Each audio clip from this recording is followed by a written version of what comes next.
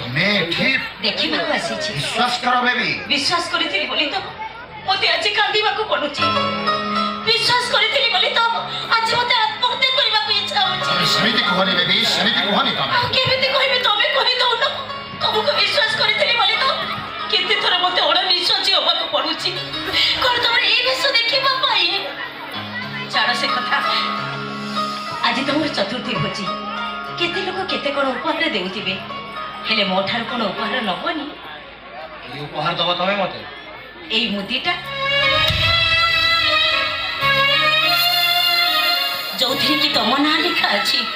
ବିଶ୍ୱାସ କର, ଏଇ ମୁଦିକୁ ମୁଁ ଭଲ କରି ପିନ୍ଧିନି, କାହିଁକି ନା ସେଥିରେ ତମ ନାଁ ଲେଖା ଅଛି। କାଳେ ଭାଙ୍ଗି ହେଇଯିବ କି ତୁଟି ହେଇଯିବ, ସେଥିପାଇଁ ମୁଁ ପିନ୍ଧିଛି କମ୍, ସାଇତିଛି ବେଶୀ। Please baby please. ଏଇ ନିଅ।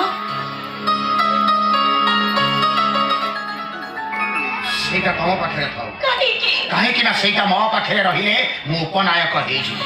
ମୋ ପାଖରେ ରହିଲେ ମୁଁ କଣ ଉପନାୟକ ହେଇଯିବିନି? କାହିଁକି ତମେ ଏମିତି କଲ? ମୁଁ ତମ ପାଖରେ କି ଦୋଷ କରିଥିଲି?